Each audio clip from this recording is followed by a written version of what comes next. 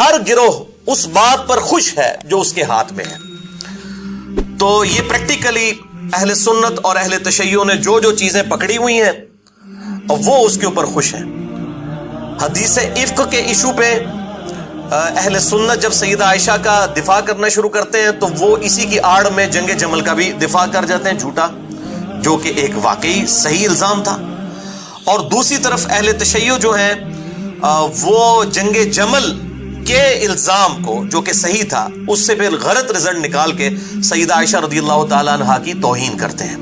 لہذا یہ افک اور جنگ جمل والا ایشو یہ آپس میں کمپلیمنٹری ہے, ان دونوں کو بیک وقت ڈسکس کرنا ضروری ہے. ادروائز آج جو اس وقت ایشوز بھائیو, واقعہ افک جو ہے یہ سیدہ عائشہ پر جھوٹا الزام تھا اور بہتان تھا.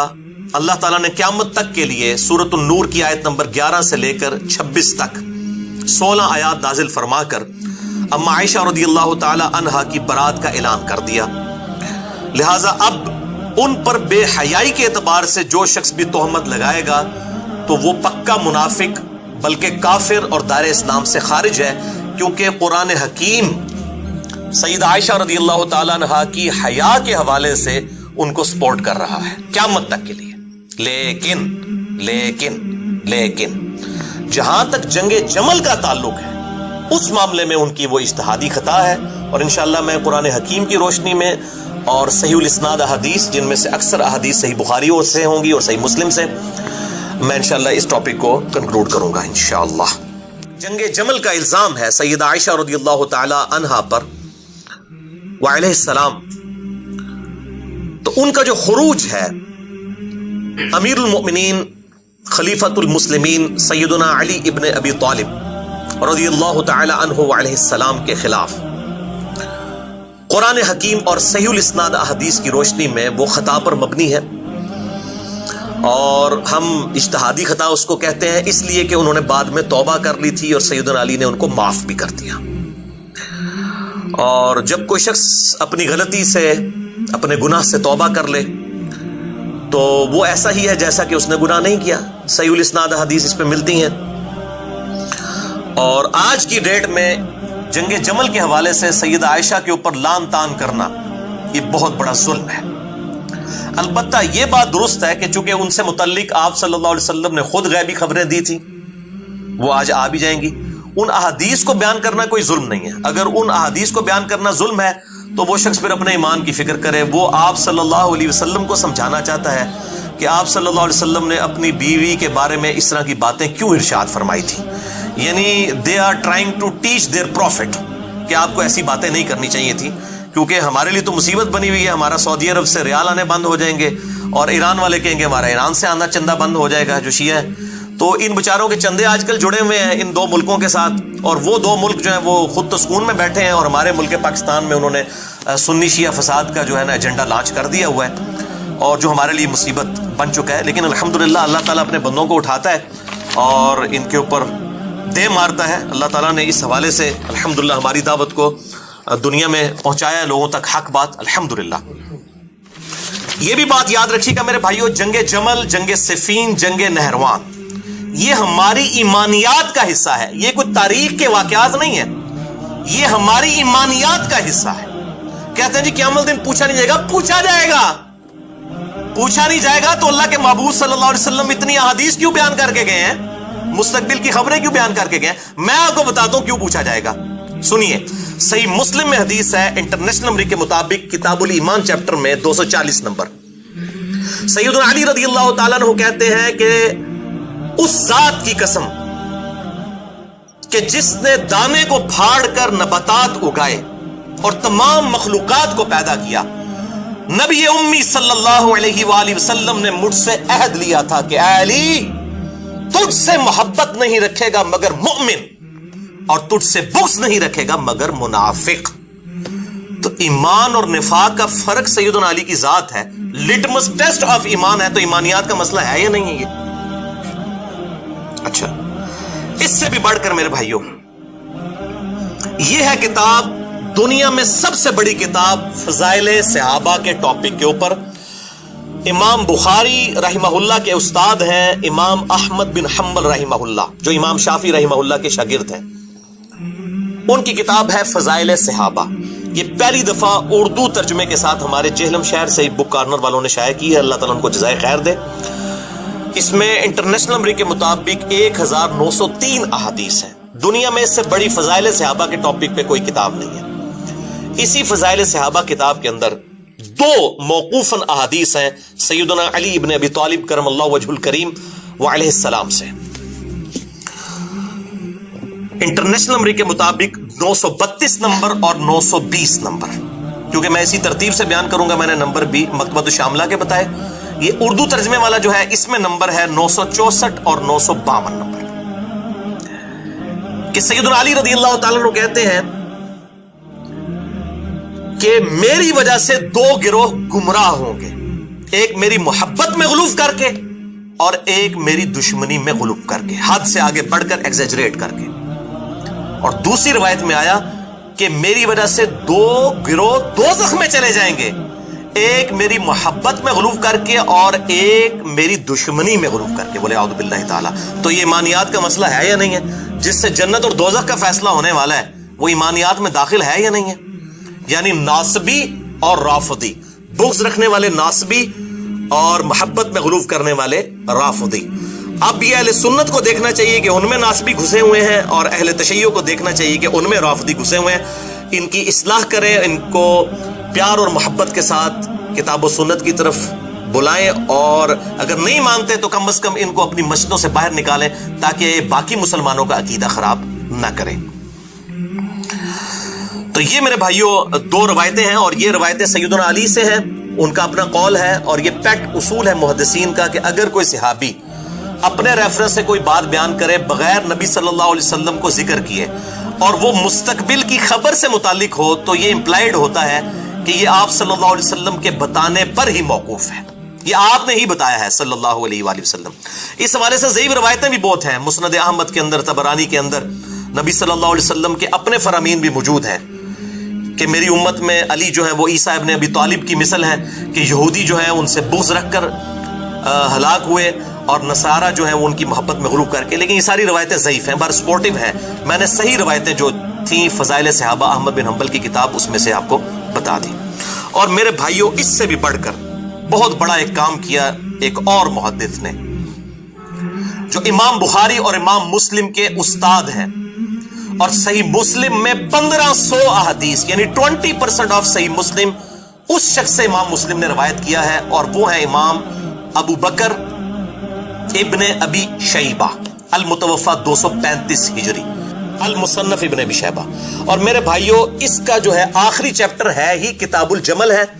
یہ بھی فرحان بھائی دکھائیے گا کتاب الجمل.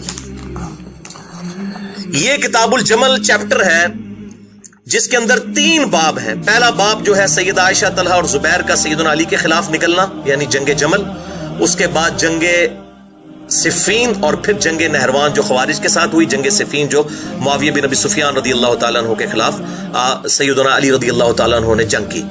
تو یہ تینوں سب چیپٹرز اسی کتاب الجمل کے اندر موجود ہیں، کیونکہ جمل سے ہی سارے فتنے شروع ہوئے.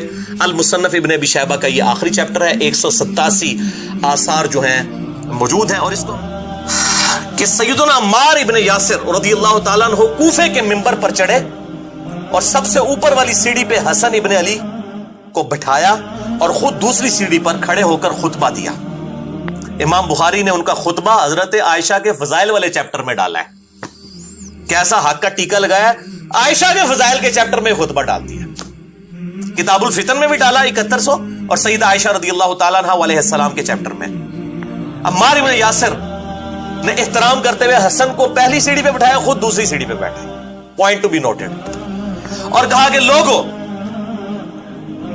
سیدہ عائشہ، طلحہ اور زبیر بصرہ کی طرف روانہ ہو چکے ہیں مکے سے نکل کر. قصاص عثمان کا مطالبہ تھا تو امیر المومنین کا ہیڈ آفس تو مدینہ تھا، مدینے آتے، مدینہ اور بصرہ کی طرف. لیکن مسئلہ کچھ اور تھا. سیدہ عائشہ کو ورغلایا گیا تھا. انٹینشن بیچ میں اور لوگوں کی تھی، اپنی ان کی جو ہے وہ آپ سمجھ لیں خواہشات تھی جن کی وہ پیروی کے لیے سیدہ عائشہ کو مس یوز کیا انہوں نے. تو سیدہ عائشہ، طلحہ اور زبیر روانہ ہو چکے ہیں بصرہ کے لیے، اور اللہ کی قسم عائشہ دنیا اور آخرت میں تمہارے نبی کی بیوی ہے. اب عمار بن یاسر نے احترام نہیں جانے دیا, کیا کہا؟ دنیا میں بھی بیوی ہے تمہارے نبی کی اور آخرت میں بھی, یعنی جنتی عورت ہے. لیکن اللہ نے تمہیں آزمائش میں ڈال دیا ہے کہ تم اللہ کی اطاعت کرتے ہو یا عائشہ کی اطاعت کرتے ہو. اندازہ کریں, اللہ کی اطاعت اور عائشہ کی اطاعت اپوزٹ آ گئے ہیں. اب تمہارا امتحان ہے کہ اللہ کی اطاعت کرتے ہو یا عائشہ کی. اللہ کی اطاعت کیوں؟ سورۃ النساء نمبر 59 ہے, یا ایھا الذین آمنوا اطیعوا اللہ واطیعوا الرسول واولی الامر منکم. اے ایمان والو, اللہ کی اطاعت کرو اور رسول کی اطاعت کرو, اور تم میں جو حکمران بنا ہو اس کی بھی اطاعت کرو. تو حاکم وقت جو خلیفۃ المسلمین ہو اس کی اطاعت اللہ کی اطاعت میں داخل ہے, لیکن وہ اوپن نہیں ہے. اس میں فَإِن تَنَازَعْتُمْ فِي شَيْءٍ فَرُدُّوهُ إِلَى اللَّهِ وَالرَّسُولِ. اگر جھگڑا ہو تو اللہ اور اس کے رسول کی طرف پلٹاؤ, اور وہ ہم نے پلٹا دیا ہے. اللہ اور اس کا رسول گواہی دے رہے ہیں کہ علی حق پہ ہے, وہاں پہ پلٹا کے دیکھ لیں. تو اللہ نے آزمایا ہے کہ تم عائشہ کی اطاعت کرتے ہو یا اس کی, یعنی اللہ کی اطاعت کرتے ہو. تو یہ الحمدللہ امام بخاری نے زبردست کام کیا. اور اگر وہ آج کل کے ریال والا معاملہ ہوتا تو وہ آدھی حدیث لکھتے ہیں کہ عائشہ دنیا اور آخرت میں تمہارے نبی کی بیوی ہیں. اتنی حدیث بھی کافی تھی نا. لیکن امام بخاری نے حق کا ٹیکا امت کو لگا دیا کہ اللہ نے آزمایا ہے کہ تم اللہ کی اطاعت کرتے ہو یا عائشہ کی. یہ عمار ابن یاسر کا خطبہ امام بخاری نے عوام الناس کے لیے لکھا ہے. یعنی کل تک ہم لوگوں کہتے تھے حدیثیں پڑھیں, بخاری مسلم میں نماز کا طریقہ لکھا ہے, تو لوگ خوش ہوتے تھے. جب ہم یہ بتاتے ہیں وہ کہتے ہیں نہیں جی احادیث تو ڈائریکٹ نہیں پڑھنی چاہیے, گھوڑا ہو جائیں گے. یہ بات کوئی بریلوی دیوبندی کر رہا ہو یا شیعہ کر رہا ہو تو بات سمجھ آتی ہے. اگر اہل حدیث بھی یہ بات کرنا شروع کر دیں تو پھر ان کے اوپر تو 4 تکبیریں پڑھ کے جو ہے نا ان کو دفنا دینا چاہیے, اس طرح کے لوگوں کو کہ جن لوگوں کی یہ سوچ بن چکی ہے. تو ہم بخاری مسلم کی رفع الیدین والی حدیثوں کو بھی مانتے ہیں اور آل امیہ کی بدماشی کے خلاف جو احادیث ہیں ان کو بھی مانتے ہیں. بلکہ امام مسلم نے تو مقدمے میں لکھا کہ میں عوام الناس کے لیے حدیثیں لکھ رہا ہوں. صحیح مسلم کا مقدمہ ہے, مسئلہ 156 میں نے اس کو ڈسکس بھی کیا ہے الحمدللہ. اچھا, اب میرے بھائیو چھٹی حدیث, تھرڈ لاسٹ آج کی, صحیح بخاری سے, وہ بھی یہ بھی بخاری سے, اور بخار چڑھ جائے کسی نو کنزیکٹیو تیسری حدیث بخاری سے 4425. اچھا, اور یہ واقعی بخار چڑھانے والی حدیث ہے. سیدنا ابو بکرہ رضی اللہ تعالی عنہ کہتے ہیں, ایک ہے ابو بکر, یہ ہے ابو بکرہ رضی اللہ تعالی عنہ, یہ کہتے ہیں جنگ جمل کے دنوں میں مجھے اپنے محبوب صلی اللہ علیہ وسلم کی ایک حدیث سے بڑا نفع پہنچا. میں نے ارادہ کیا کہ میں عائشہ کا ساتھ دوں علی کے خلاف, لیکن پھر مجھے نبی صلی اللہ علیہ وسلم کی ایک حدیث یاد آ گئی. میں کہتا ہوں یہ تھے صحیح اہل حدیث اور اہل سنت. ایک حدیث یاد آ گئی کہ میں نے نبی صلی اللہ علیہ وسلم سے یہ بات خود سنی تھی جب آپ صلی اللہ علیہ وسلم کے مبارک دور میں ایران کا جو بادشاہ تھا وہ مر گیا, کسرا. تو ایران والوں نے ایک عورت کو اپنا حکمران بنا لیا. تو نبی صلی اللہ علیہ وسلم نے ارشاد فرمایا تھا وہ قوم کبھی بھی فلاح نہیں پا سکتی, کبھی کامیاب ہی نہیں ہو سکتی وہ قوم جو اپنی لیڈرشپ کسی عورت کے حوالے کر دے. تو جب ان لوگوں نے عائشہ کو اپنا لیڈر بنایا تو مجھے وہ حدیث یاد آ گئی. میں نے کہا یہ لوگ کبھی کامیاب نہیں ہوں گے. دیکھیں, اور یار وہ کوئی ایران سے کوئی چندہ کھانے والے لوگ نہیں تھے, یہ صحابی ہیں ابو بکرہ رضی اللہ تعالیٰ عنہ. ان کو چندہ نہیں آتا تھا ایران سے. آج کل کو ہوتے تو کہتے نہیں ہم چندہ لبیتا بولے. تو آپ رضی اللہ عنہ کا میں پھر عائشہ کی حمایت سے پیچھے ہٹ گیا آپ صلی اللہ علیہ وسلم کی اس حدیث کی وجہ سے. بہت بڑی بات ہے. اب میرے بھائیوں آخری 2 احادیث کریٹیکل احادیث ہیں, 7ویں اور 8ویں جنگ جمل کے ریفرنس سے, اور انشاءاللہ اسی پہ ہماری گفتگو کنکلوڈ ہوگی. اگلی دفعہ واقعہ افک کو ہم انشاءاللہ ڈسکس کریں گے. اما عائشہ رضی اللہ تعالی عنہا وعلیہ السلام پر جو جھوٹی تہمت لگائی گئی منافقین کی طرف سے, اور ان کے دفاع پہ اللہ تعالیٰ نے وہ آیات نازل فرمائی. سورۃ النور کی آیت نمبر 11 سے لے کر 26 تک 16 آیات. یہ آخری 2 احادیث پرٹیکولرلی جنگ جمل میں حدیث حوب کے نام سے مشہور ہے. حدیث حوب, ہا حلوائی والی ہے. یہ ویسے اردو میں حواب لکھا ہوتا ہے تو لوگ اسے حواب پڑھ رہے ہوتے ہیں. وہ اصل میں جو الف ہے نا اس کے اوپر حمزہ اور اس کے اوپر پھر زبر ہے, یہ لفظ ہے ہو اب، حواب نہیں ہے، لکھنے میں حواب ہوگا لیکن وہ الف کے اوپر زبر ہے، کھڑی زبر نہیں ہے، ہو اب. یعنی انگلش میں اس کو میں رومن میں اگر وہ پروناؤنس کروں HOW، ہو اب، ABB اب، ہو اب. تو اس لیے ہوب بولا جاتا ہے اس کو تیزی میں، وہ جو حمزہ کے اوپر زبر ہے نا وہ تیزی سے بولی جاتی ہے، ہوب. یہ ہے حدیث ہوب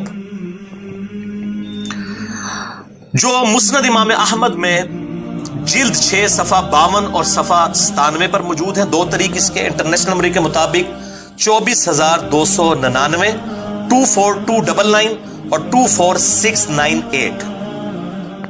اور یہ حدیث صحیح ابن حبان میں بھی موجود ہے. یہ لفظ ابن حبان ہے، ہم ویسے ابن حبان کہہ رہے ہوتے ہیں اردو میں، مولوی پھر غلطیاں کرتا ہے، میں مولویوں سے بیان کرنا. ابن حبان صحیح ابن حبان میں اور مسند البزار میں، مجمع الزوائد میں، المستدرک للحاکم میں اور دلائل النبوہ للبیہقی میں موجود ہے. ان ساری کتابوں کے اندر یہ 6 کی 6 کتابوں میں حدیث موجود ہے اور 6 کے 6 ائمہ نے اس کی توثیق بھی کی ہوئی ہے کہ یہ حدیث بالکل صحیح حدیث ہے.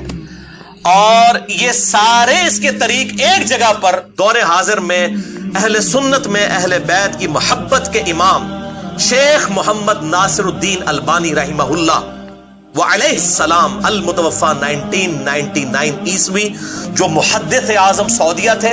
پھر سعودیہ والوں سے بھی ہضم نہیں ہو، انہوں نے نکال دیا. لیکن دنیا میں اس وقت جہاں کہیں بھی، چاہے مدینہ یونیورسٹی ہو، چاہے وہ مکہ کی ام القریٰ یونیورسٹی ہو، سب یونیورسٹیز کے اندر جتنے بھی اس وقت استاد ہیں سب ان کے شاگرد اور طفل مکتب ہیں ان کے سامنے. شیخ ناصر الدین البانی. اچھا ہے وہ بھی آئنسٹائن صاحب میرے یار، کسی مدرسے سے نہیں پڑھے ہوئے، گھڑی ساز تھے. کہتے ہیں ڈگری لے کے آؤ. بھائی ڈگری تو مولویوں کی ضرورت ہوتی ہے. شیخ البانی کے پاس بھی کوئی ڈگری نہیں تھی، گھڑی ساز تھے. ان کے والد کی گھڑیاں ٹھیک کرنے کی دکان تھی، پاس ایک لائبریری کی چابی ان کے پاس ہوتی تھی، پڑھتے رہتے تھے. اللہ تعالیٰ نے ان کو ترقی دی. اس لیے جو آج عرب کے صوفی سب سے بڑا اعتراض البانی پہ ہی کرتے ہیں کہ جی یہ نان مولوی ہے، یہ کسی مدرسے کا نہیں پڑھا ہوا. اور یہاں کہتے ہیں محدث اعظم. جناب بخاری وقت. اب میں نے شیخ البانی کی جو اہل بیت سے محبت کی حدیث کھولی ہیں نا، ان قریب کہیں گے یہ رافضی تھا، نعوذ باللہ. تو انشاءاللہ یہ لعنت بھی ان قریب پڑ جائے گی ان کے اوپر اگر اللہ تعالیٰ نے محفوظ نہ ان کو کیا. تو شیخ ناصر البانی نے سلسلہ احادیث صحیحہ، السلسلۃ الصحیحہ للبانی، مولوی ہستے میں بول رہے ہیں، انٹرنیشنل نمبر کے مطابق 474 نمبر حدیث لی ہے. حدیث حوض پہ پورا باب باندھ کے سارے طریق 10 صفحوں کے اوپر اس کے سارے طریق جمع کیے اور اس پہ ڈیٹیل بحث کی. اور وہ بھی انشاءاللہ میں ورڈ بائی ورڈ آج بتاؤں گا آپ کو. صفحہ نمبر 767 سے 776 تک کل 10 پیجز پر یہ حدیث حوض انہوں نے لی. اور دلائل النبوہ میں آپ کو یہ ساری روایتیں جنگ جمل صفین نہروان کی مل جائیں گی. 3286 احادیث امام بہیقی نے نبوت کی خبریں آپ صلی اللہ علیہ وسلم کی نبوت کی دلیل پر لی ہیں کہ آپ نے اپنی وفات کے 30 سال بعد، 50 سال بعد، ایون 500 سال بعد تک کے واقعات ٹائمز ڈیٹیل تک بتا دیے. آپ کے نبی ہونے کی دلیل ہے. دلائل النبوہ کی یہ حدیثیں ہیں جنگ جمل، نہروان اور صفین والی، جس کو کہتے ہیں بیان نہ کرو. یہ تو ہمارے نبی کی نبوت کو جسٹیفائی کرنے والی احادیث ہیں صلی اللہ علیہ وآلہ وسلم. اور دلائل النبوہ امام بہیقی کی کتاب کا بھی ترجمہ ہو چکا ہے اردو میں، وہ بھی ایٹم بم ڈگ پہ آئے نہ تھے الحمدللہ. المستدرک للحاکم کا بھی ترجمہ بریلویوں نے کر دیا ہے اور انٹرنیشنل نمبر کے مطابق انہوں نے اس کو غالباً 8 یا 9 جلدوں کے اندر، لیکن PDF نہیں اس کا آیا، البتہ اردو میں ترجمہ ہو چکا ہے. امام ذہبی کی اس میں تحکیم بھی لگی ہوئی ہے، امام حاکم کی تحکیم کے ساتھ ساتھ. تو یہ تمام 6 کتابوں کے میں نے حوالے دیے. حدیث حوض. ایس بن ابو حازم تابعی کہتے ہیں کہ جنگ جمل کے لیے جاتے ہوئے بنو عامر کے گھاٹ کے پاس جب سیدہ عائشہ نے پڑاؤ کیا، سیدنا طلحہ زبیر بھی ساتھ تھے، تو اچانک کتوں نے بھونکنا شروع کر دیا. سیدہ عائشہ نے پوچھا کہ یہ کون سی جگہ ہے؟ تو ساتھیوں نے عرض کیا کہ یہ حوض ہے. تو سیدہ عائشہ رضی اللہ تعالیٰ عنہا نے کانپنا شروع کر دیا اور انہوں نے کہا کہ میں تو اب کبھی بھی آگے نہیں جاؤں گی، کیونکہ میں نے نبی صلی اللہ علیہ وآلہ وسلم سے یہ حدیث خود سن رکھی ہے کہ میری ایک بیوی کا کیا حال ہوگا جب کہ حوض کے کتے بھی اس پہ بھونکیں گے. حوض کا نام آپ صلی اللہ علیہ وسلم نے لیا اور امام بیہقی نے دلائل النبوہ میں اسے نبوت کی دلیل بنایا کہ حدیثہ بیان نہ کرو، کیونکہ امام بیہقی کے زمانے میں نہ سعودیہ سے چندہ آتا تھا نہ ایران سے، اس لیے انہوں نے کتاب لکھی، ورنہ یہ کتاب نہیں لکھنے دینی تھی 3286 حدیث دلائل النبوہ پہ۔ امام بیہقی نے، جو امام حاکم کے استاد ہیں، المتوفا 458 ہجری میں فوت ہوئے امام بیہقی، تو یہ امام بیہقی نے نقل کی۔ اسی کا ایک طریق جو ہے مسند البزار میں جو موجود ہے 3273، اس میں بڑے خطرناک الفاظ ہیں۔ نبی صلی اللہ علیہ وسلم کہتے ہیں کاش مجھے معلوم ہو جاتا کہ میری کون سی بیوی ایسی ہے کہ جو زیادہ بالوں والے اونٹ پر سوار ہوگی، ایسے اونٹ پر جس کے چہرے پہ بہت زیادہ بال ہوں گے اور اس کے دائیں اور بائیں بہت مسلمان قتل ہوں گے، کاش مجھے معلوم ہو جاتا وہ میری کون سی بیوی ہوگی، اور وہ پھر اس جنگ سے بال بال بچے گی۔ یعنی نبی صلی اللہ علیہ وسلم نے یہ بھی پریڈکشن دے دی کہ عائشہ بچ جائے گی، باقی لوگ تو چلے شہید ہو گئے، یہ کہ یہ بچ جائے گی۔ تو آپ صلی اللہ علیہ وسلم کہتے ہیں مجھے پتا نہیں ہے، کاش مجھے پتا ہوتا۔ یعنی آپ صلی اللہ علیہ وسلم کو یہ بات نہیں، لیکن آپ دیکھیں کہ اس حدیث کو روایت عائشہ نے خود کیا رضی اللہ تعالیٰ عنہا۔ تو اس وقت تو سیدہ عائشہ نے سوچے نہیں ہوگا کہ میں ہوں یہ، لیکن اللہ نے ایسا معجزہ کروایا کہ حضرت عائشہ سے ہی روایت کروایا اس حدیث کو، باقی بیویوں تک یہ حدیث اس طریقے سے روایت بھی نہیں ہے، اور نبی صلی اللہ علیہ وسلم کو پتہ نہیں، اللہ نے نام نہیں بتایا تھا، ورنہ آپ کہتے ہیں مجھے نام پتہ ہے، اور آپ یقیناً سیدہ عائشہ کو بتا دیتے رضی اللہ تعالی عنہ وعلیہ السلام۔ تو یہ جو حدیث حوب ہے میرے بھائیوں، اس کو تمام محدثین نے صحیح کہا ہے، چاہے وہ امام حاکم ہو المتوفا 405 ہجری، امام ابن حبان ہو المتوفا 354 ہجری، اور امام بیہقی ہو المتوفا 458 ہجری، امام ذہبی ہو المتوفا 748 ہجری، امام حیثمی ہو ابن حجر اسقلانی کے استاد المتوفا 807 ہجری، امام ابن حجر اسقلانی ہو 852 ہجری المتوفا، یا شیخ ناصر الدین البانی رحمہ اللہ المتوفا 1999 عیسوی، یا شیخ زبیر علی زئی رحمہ اللہ المتوفا 1435 ہجری بمطابق 10 نومبر 2013 رحمہم اللہ اجمعین ورضی اللہ عنہم اجمعین وعلیہم السلام۔ یہ سب کے سب لوگوں نے اس حدیث کو صحیح کہا ہے، اور دور حاضر میں شیخ شعیب آرنوت ہوں یا ہمارے جیلم شہر کے شیخ غلام مصطفیٰ ظہیر صاحب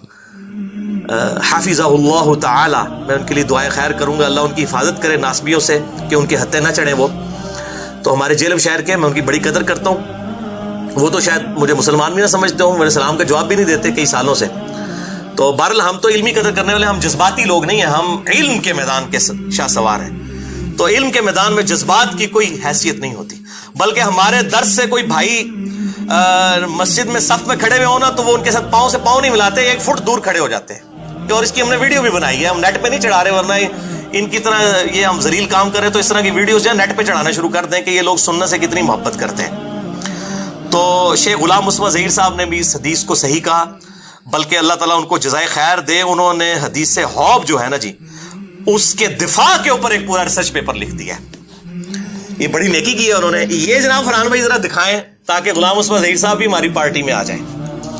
یہ میرے بھائیوں ان کا رسالہ ہے ماہنامہ السنہ 70 نمبر، یہ شیخ زبیر علی زئی رحمہ اللہ علیہ السلام کے شاگرد رشید ہے، اب ویسے ان کے بہت خلاف ہیں، نجی محفلوں میں کہتے ہیں شیخ زبیر کو علی نے گمراہ کیا اور علی کو شیخ زبیر نے گمراہ کیا، یہ ہمارے پاس سکہ راوی موجود ہیں، اس طرح کے الفاظ وہ استعمال کرتے ہیں، ان ویڈیو میں رحمہ اللہ کہتے ہیں، تو بہرحال ہم کہتے ہیں جو ویڈیو میں کہتے ہیں وہی وہ اپنے باطن میں بھی ہو جائیں۔ یہ انہوں نے حدیث حوب کے اوپر اس السنہ 70 نمبر میں، اس میں جو آخری ہیڈنگ ہے قارئین کے سوالات، ویسے انہوں نے ہیڈنگ نہیں بنائی حدیث حوب، ہونا چاہیے تھا یہاں ہیڈنگ بناتے، قارئین کے سوالات، اس میں حدیث حوب کا انہوں نے دفاع کیا ہے الحمدللہ۔ یہ ریسرچ پیپر جو ہے لکھا ہے، کیونکہ کچھ لوگوں نے اس حدیث کا انکار کیا تو انہوں نے اس حدیث کا دفاع لکھا کہ تمام محدثین حدیث حوب کو، یہ کتے بھونکنے والی حدیث کو بالکل صحیح کہتے ہیں الحمدللہ۔ تو آج کی 8ویں اور آخری حدیث اما عائشہ رضی اللہ تعالی عنہا وعلیہ السلام کی توبہ سے متعلق کہ انہوں نے رجوع کیا، وہ ہے میرے بھائیوں صحیح بخاری میں انٹرنیشنل نمبر کے مطابق 1391، یہ بھی صحیح بخاری سے. اما عائشہ رضی اللہ تعالیٰ عنہا پر جب نزا کا عالم طاری ہوا تو انہوں نے ابن زبیر اپنے بھانجے کو، جو صحابی بھی ہیں، صحابی کے بیٹے ہیں اور سیدنا ابو بکر کے نواسے ہیں، سیدہ اسماء بنت ابی بکر کے بیٹے، ان کو بلا کر وصیت کی کہ مجھے رسول اللہ صلی اللہ علیہ وآلہ وسلم اور ابو بکر اور عمر کے ساتھ دفن مت کرنا، بلکہ مجھے میری سوکنوں کے ساتھ بقیع غرقد قبرستان میں دفن کرنا، جو روضہ شریف کے بالکل سامنے ہے. میں نہیں چاہتی کہ ان تین ہستیوں کی وجہ سے، ابو بکر، عمر اور ہمارے محبوب صلی اللہ علیہ وآلہ وسلم جو ان کے شوہر بھی تھے، ان تینوں کی وجہ سے لوگ میری تعریف کریں. یہ کتنی خوش نصیب ہے، ان کے ساتھ دفن ہوئی ہے. مجھے میری سوکنوں کے ساتھ دفن کرنا، باقی امہات المومنین کے ساتھ.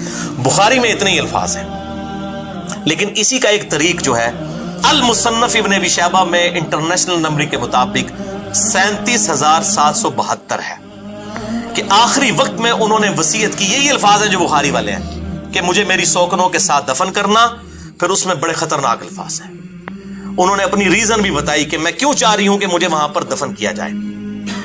فَإِنِّي كُنْتُ أَحْدَثْتُ بَعْدَهُ حَدَثًا، کہ بے شک میں نے رسول اللہ صلی اللہ علیہ وسلم کی وفات کے بعد وہ غلط کام کر دیا جو مجھے نہیں کرنا چاہیے تھا. ایک نیا کام مجھ سے سرزد ہو گیا. یہ ویسے میں احتراماً یہ لفظ بول رہا ہوں، احدثت، ویسے اس کو آپ یاد کریں، کل محدثۃ بدعہ، ہر نیا کام بدعت ہے. سیدہ عائشہ نے عاجزی کے طور پر اپنے لیے لفظ استعمال کیا. ظاہر خلفائے راشدین کے خلاف خروج تو بدعت تو ہے، لیکن انہوں نے توبہ کی کہ مجھ سے یہ والا معاملہ غلطی والا ہوا. اور ظاہر ہے قرآن حکیم میں واضح آیا ہے، سورۃ الاحزاب کی آیت نمبر 33 میں، اے نبی کی بیویوں گھروں میں ٹھہری رہو. تو ان کو یہ چیز یاد آتی تھی کہ مجھے تو گھر میں ٹھہرنے کا حکم تھا حضور کی زندگی میں صلی اللہ علیہ وسلم، اور میں آپ کی زندگی کے بعد جو ہوں وہ اس طریقے سے حوض والا معاملہ بھی ہوا. اور پھر اس حدیث حوض کے اندر کچھ الفاظ مجھ سے مس ہو گئے. اس میں الفاظ یہ ہیں کہ پھر حضرت زبیر نے جو ہے، جب انہوں نے کہا میں نہیں جاؤں گی ساتھ، حضرت زبیر رضی اللہ تعالیٰ عنہ نے حضرت عائشہ کو کہا کہ نہیں اماں، آپ کو اس لیے لے کے جا رہے ہیں تاکہ کوئی مسلمانوں کے درمیان صلح ہو جائے، کیونکہ اماں ادھر سے واپس ہو جاتی تو جنگ جمل ہونی کوئی نہیں سی، کیونکہ اماں کے نام کے اوپر ہی سارے معاملات کھڑے کیے ہوئے تھے نا. جیسے یہاں پہ بھی آج وہ جو سیاسی جماعتیں ہیں وہ اپنے لیڈرز کے نام کے اوپر ان کو کیش کروا رہی ہوتی ہیں نا، خود تو ان کے کرتوت اس طرح کے نہیں ہوتے ہیں. تو وہ اماں کے نام جو ہے وہ کیش کروانے کے لیے سیدہ عائشہ رضی اللہ تعالی عنہا وعلیہ السلام، تو وہ ان کو لے گئے. بہرحال شرمندہ تھی. سلسلہ احادیث صحیحہ میں شیخ البانی نے 474 نمبر حدیث میں یہ سارے طریق جمع کیے ہیں حدیث حوض کے 10 صفحوں کے اوپر، 767 سے 776 تک. اور پھر جو انہوں نے کمنٹس کیے ہیں نا وہاں پہ، میرے بھائیو ایسے ایسے طریق انہوں نے جمع کیے ہیں.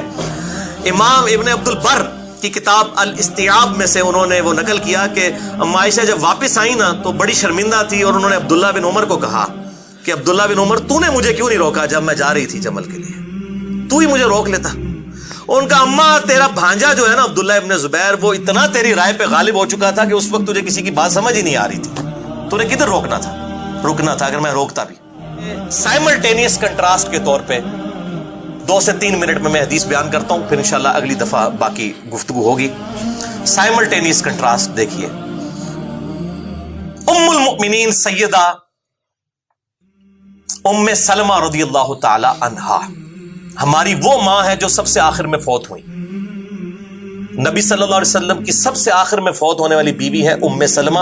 62 ہجری میں فوت ہوئی. آپ صلی اللہ علیہ وآلہ وسلم کے بعد 51 سال تک زندہ رہی. واقعہ کربلا ان کی زندگی میں ہوئے، واقعہ کربلا کے بھی بعد فوت ہوئی ہیں، یعنی سیدنا حسین کے بعد فوت ہوئی ہیں. تو ام سلمہ، ان سے متعلق حدیث ہے المستدرک للحاکم میں انٹرنیشنل نمبر کے مطابق 4628، جسے امام حاکم نے بھی صحیح کہا، امام ذہبی نے بھی موافقت کی، کہ ابو ذر غفاری رضی اللہ تعالیٰ عنہ کا ایک غلام تھا، اس کا نام تھا ابو ثابت. وہ کہتا ہے کہ میں جنگ جمل میں سیدنا علی کا ساتھی تھا،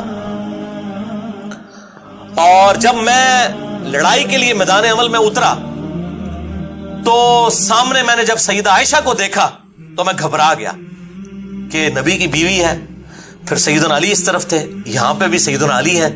تو میں جو ہے وہ اس وقت دوگلے پن کا شکار اس اعتبار سے ہو گیا کہ دل اس طرف جائے یا اس طرف جائے. میرے لیے ڈیسائیڈ کرنا مشکل ہو گیا. تو کہتے ہیں پھر میں نے نماز کا وقت آیا, اللہ کی طرف رجوع کیا, تو پھر ظہر کی نماز کے بعد اللہ نے میرا دل جو ہے نا اس طرف مضبوط کر دیا کہ علی ہی حق پر ہے. تو بہرحال ہم نے جنگ کی, ہم جیت گئے. اس کے بعد یہ پھر ام سلمہ کے پاس مدینہ شریف میں آئے. ام سلمہ کو آ کر سلام کیا اور اپنا تعارف کروایا کہ میں ابو ذر غفاری کا غلام ہوں. ابو ذر غفاری تو پھر مولا علی کے ساتھیوں میں سے تھے, شیعان علی میں سے تھے. یعنی وہ شیعہ پولیٹیکل ٹرم میں کہہ رہا ہوں, فرقوں والی ٹرم میں نہیں. آج ہم اہل سنت اپنے آپ کو شیعان علی سمجھتے ہیں, الحمدللہ ہم اہل سنت, وہ ناسبی والے اہل سنت نہیں. تو انہوں نے آ کے ام سلمہ کو کہا کہ میں ابو ذر غفاری کا غلام ہوں. تو ام سلمہ نے کہا میں تمہیں کھانا شانا بنا کے دیتی ہوں. انہوں نے کہا میں کھانے کی غرض سے نہیں آیا, میں نے صرف اس لیے آیا ہوں کہ میں اپنی ماں کی بارگاہ میں حاضری دوں. تو پھر ام سلمہ نے پوچھا کہ کہاں سے آ رہے ہو؟ انہوں نے کہا میں جنگ جمل میں سے واپس آیا ہوں. تو پوچھا کہ اچھا یہ بتاؤ, اب حضرت ام سلمہ ذرا سنیں, رازدار رسول ہیں وہ بھی صلی اللہ علیہ وسلم. ام سلمہ کہتی ہیں کہ اچھا جب لوگوں کی اپنی اپنی رائے تھی, کوئی علی کے ساتھ تھا, کوئی عائشہ کے ساتھ تھا, تو کس کے ساتھ تھا؟ تو انہوں نے کہا کہ میں صبح کے وقت تو علی کے ساتھ تھا, پھر میرے دل میں وسوسہ آیا جب میں نے عائشہ کو سامنے دیکھا کہ پتہ نہیں وہ حق میں یا یہ حق پہ, پھر میں نے اللہ کی طرف رجوع کیا, اللہ نے میرا دل مضبوط کیا اور میں علی کے ساتھ رہا یہاں تک کہ اللہ نے ہمیں فتح دی. تو ام سلمہ نے کہا ابو ثابت تو نے بہت ہی اچھا کام کیا, میں رسول اللہ کی بیوی نے خود نبی صلی اللہ علیہ وآلہ وسلم سے یہ بات سنی تھی کہ علی اور قرآن, علی قرآن کے ساتھ ہیں اور قرآن علی کے ساتھ ہے. قرآن اور علی قیامت تک ساتھ رہیں گے یہاں تک کہ حوض کوثر پہ آ کر مجھے ملیں گے. علی قرآن کے ساتھ ہے, قرآن علی کے ساتھ ہے قیامت تک کے لیے. ایک کہندے نے جناب جنگاں ہو چکی ہیں نے, اے بھائی قیامت تک جنگ جمل صفین نہروان ڈسکس ہوئے گی بھائی, کیونکہ علی قرآن کے ساتھ ہے اور قرآن علی کے ساتھ ہے قیامت تک کے لیے, حتیٰ کہ حوض کوثر پہ ملیں گے.